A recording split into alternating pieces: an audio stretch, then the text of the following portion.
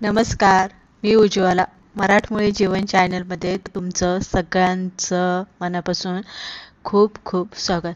नुकतीच आता कडाक्याची थंडी चालू झालेली आहे आणि ह्या कडाक्याच्या थंडीमध्ये छोट्या भुकेसाठी म्हणा किंवा तुम्ही जर वजन कमी करण्याचा बेत ठरवला असेल तर इथे तुम्हाला सूप संध्याकाळच्या जेवणामध्ये नक्कीच प्यायण्याची गरज आहे. आज आपण इथे थंडी स्पेशल सूप कसं बनवायचं ही सिरीज चालू केलेली आहे आणि आज आपली पहिली रेसिपी आहे, त्यामुळे ती शेवटपर्यंत बघा. तर चला पटकन रेसिपीला सुरुवात करू.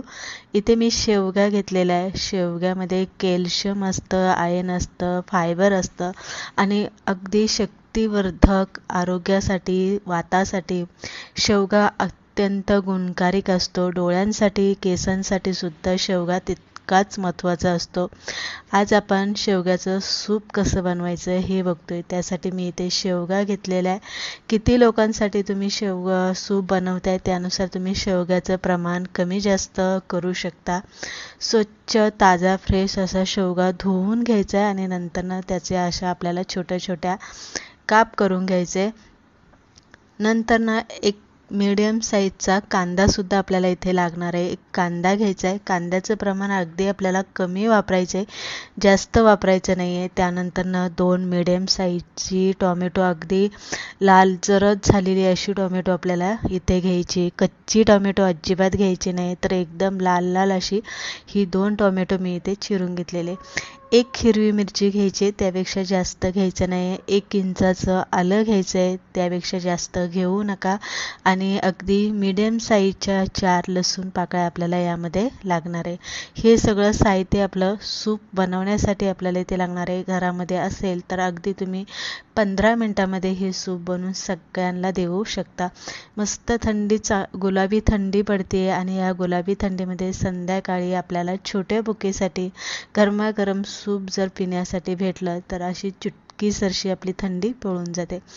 कुकरच्या डब्यामध्ये सगळं साहित्य घालून घेतलेलं आहे. चवीप्रमाणे मीठ घालायचं आहे. 1 ग्लास पाणी घालून कुकरमध्ये आपल्याला अगदी 4 किंवा 5 शिट्ट्या घेऊन मौसूद आपल्याला हे इथे शिजवून घ्यायचं आहे. कुकर गार झाला की मग डबा आपल्याला इथे काढून घ्यायचा आहे आणि नंतर आपल्याला याची घ्यायची आहे ग्रेव्ही करून.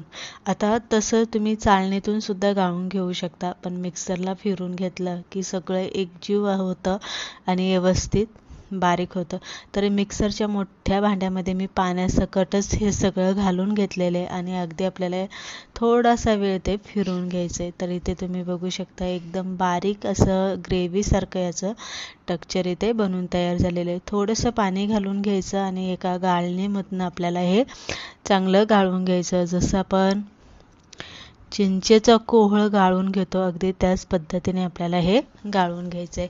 गाळून घेतल्यामुळे काय होतं, शेवग्याच्या ज्या काड्या असतात पातळ पातळ त्या व्यवस्थित गाळल्या जातात. टोमॅटोची साल राहिली असेल तर ते गाळलं जातं. टोमॅटोचे बी जे असतात ते सुद्धा गाळून निघतात. तर या पद्धतीने आपल्याला व्यवस्थित हे गाळून घ्यायचे. गाळून घेतल्याच्या नंतर आपल्याला याला छान असा एक तडका द्यायचा आहे. तडक्यासाठी तुम्ही इथे तुपाचा किंवा बटरचा वापर करा. तेलाचा वापर अजिबात करू नका. तूप किंवा बटर वापरल्यामुळे त्याला एक टेस्ट असते, ती खूप छान येते. तर इथे तुम्ही हे सूप अगदी 2 दिवस बनवून ठेवलं तरी चालतं, काही होत नाही. एकदम फक्त बनवून ठेवलं, गार झालं, फ्रीजमध्ये ठेवा. जेव्हा तुम्हाला प्यायचं आहे तेव्हा फ्रीजमधनं काढून ठेवा 1 तासभर पहिलं आणि नंतर छान असं उकळून घेऊन मग तुम्ही हे प्यायला घेऊ शकता.